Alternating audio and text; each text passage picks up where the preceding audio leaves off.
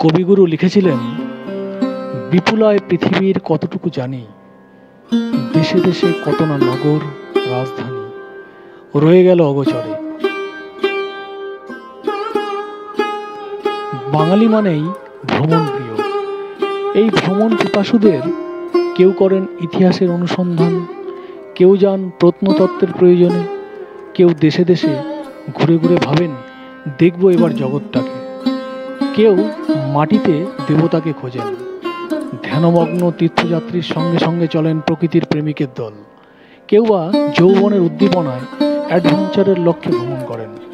উদ্দেশ্য হয়তো ভিন্ন ভিন্ন, কিন্তু সকলের ইচ্ছা সেই বিশ্ব তথা ভারতভূমির প্রাণরস আস্বাদন। এই গ্রহে সভ্যতার সূচনাকাল থেকেই মানুষের কৌতূহল অনুসন্ধান অব্যাহত রয়েছে। মানুষের এক দেশ থেকে অন্য দেশে ভ্রমণের প্রবণতা তাদের মধ্যে বিচরণ লালসা জাগ্রত করেছে। বর্তমান সময়ে লোকেরা উচ্চশিক্ষা, পেশাগত চাহিদা বা ধর্মীয় কারণে তাদের নিজস্ব ইচ্ছার ভিত্তিতে অন্য জায়গায় যেতে পছন্দ করে। মানুষ শুধু পরিবর্তনের জন্য নয়, অন্বেষণের জন্য ভ্রমণ করে, যার ফলে কল্পনার প্রসারণে অবদান রাখে। মানুষের অন্বেষণ সেই কৌতূহল জন্ম দেয় যেখান থেকে সাহিত্যের উদ্ভব হয়। বাংলা লেখা বেশ কিছু বই হিমালয় সম্পর্কেও কৌতূহল জাগিয়েছে, বিশেষ করে হিমালয়ের চূড়ার সাথে সম্পর্কিত। যেরকম প্রবোধ কুমার সান্যালের মহাপ্রস্থানের পথে, দেবাত্মা হিমালয়, বীরেন্দ্র কুমারের রায়ের হিমাচল এবং রামানন্দ ভারতীয় হিমারণ্য, এই ধরনের কিছু উদাহরণ। সভ্যতার মানুষ যদি প্রয়োজনে বা অপ্রয়োজনে দেশান্তরে গমন না করত, তবে মানুষের সভ্যতা এক স্থানেই সংগঠিত হতো। এতে শিল্প সংস্কৃতির আদান প্রদান ও খাদ্যাভ্যাস কিছুই পরিবর্তন হতো না। পাখির যেমন নীড়ও চাই, আকাশও চাই, তেমনি মানুষের মধ্যেও এই পক্ষীসুলভ উড্ডীয়মান কামনা আছে। এই নীড় বা আকাশ এক বিশেষ ব্যঞ্জনা বহন করে।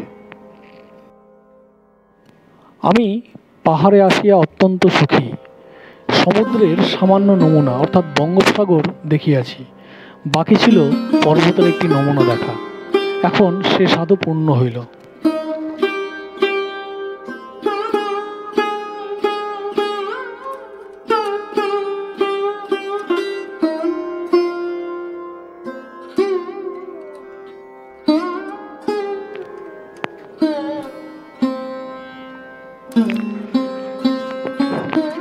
এখানকার বায়ু পরিষ্কার ও হালকা।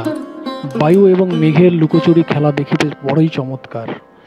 এই মেঘ এদিকে আছে, ওদিক হইতে বাতাস আসে, মেঘখণ্ডকে তাড়িয়ে নিয়ে চলল। প্রতিদিন অস্তমান রবি বায়ু এবং মেঘ লইয়া মনোহর সৌন্দর্যের রাজ্য রচনা করে। পশ্চিম গগনে পাহাড়ের গায়ে তরল স্বর্ণ ঢালিয়া দেওয়া হয়, অতঃপর খণ্ড খণ্ড সুকুমার মেঘগুলি সুকোমল অঙ্গে সুবর্ণ মাখিয়া বায়ুভরে ইতস্তত ছোটাছুটি করিতে থাকে। ইহাদের এই তামাশা দেখিতেই আমার সময় অতিবাহিত হয়, আত্মহারা হইয়া থাকি। এখানে এখনো শীতের বৃদ্ধি হয়নি, গ্রীষ্মও নেই। এই সময়কে পার্বত্য বসন্তকাল বলিলে কেমন হয়? সূর্যকিরণ প্রখর বোধ হয়। আমাদের আসিবার পর বেশ কিছু দিন বৃষ্টি হইল। বায়ু তো খুব স্বাস্থ্যকর, জলও খুব ভালো। জল কিন্তু দেখতে খুব পরিষ্কার স্বচ্ছ। এখানে কূপ নেই, নদী পুষ্করিণীও নেই। ঝর্ণার সুবিমল সুশীতল জল দর্শনে চক্ষু জুড়িয়ে যায়, স্পর্শ করে হাতও জুড়িয়ে যায়। ইয়ার চতুষ্পার্শ্বস্থিত শীতল বাতাসে প্রাণ মন দুটোই জুড়ায়। ক্রমে ক্রমে আমরা সমুদ্র থেকে প্রায় 4000 ফুট উঁচুতে উঠিয়া পড়িয়াছি। এখনো শীত বোধ হয় না, কিন্তু মেঘের ভিতর দিয়ে চলিয়াছি। নিম্ন উপত্যকায় নির্মল শ্বেত উজ্জ্বটিকা দেখিয়া সহসা নদী বলিয়া ভ্রম জন্মে। তরু লতা ঘাস পাতা সকলই মনোহর। এত বড় বড় ঘাস আমি পূর্বে দেখি নাই। হরিদর্ণ চায়ের ক্ষেত্রগুলো প্রাকৃতিক শোভা আরো শত গুণ বৃদ্ধি করিয়াছে। দূর হইতে সারি সারি চারাগুলো বড় সুন্দর বোধ হয়। মাঝে মাঝে মানুষের চলিবার সংকীর্ণ পথগুলো ধরণীর সীমান্তের ন্যায় দেখা দেয়। নিবিড় শ্যামল বন, বসুমতীর ঘন কেশপাশ আর পথগুলো আঁকা বাঁকা সিঁথি।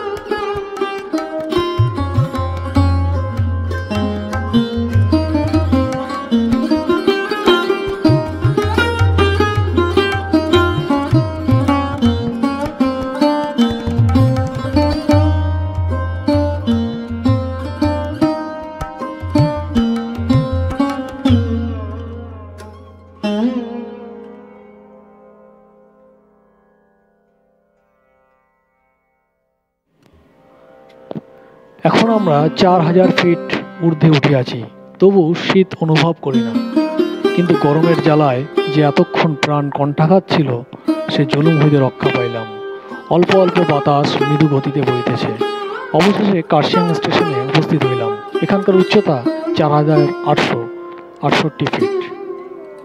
আরম্ভ হইয়াছে। ইস্ট ইন্ডিয়ান গাড়ির অপেক্ষা ইস্টার্ন বেঙ্গল গাড়িগুলো ছোট।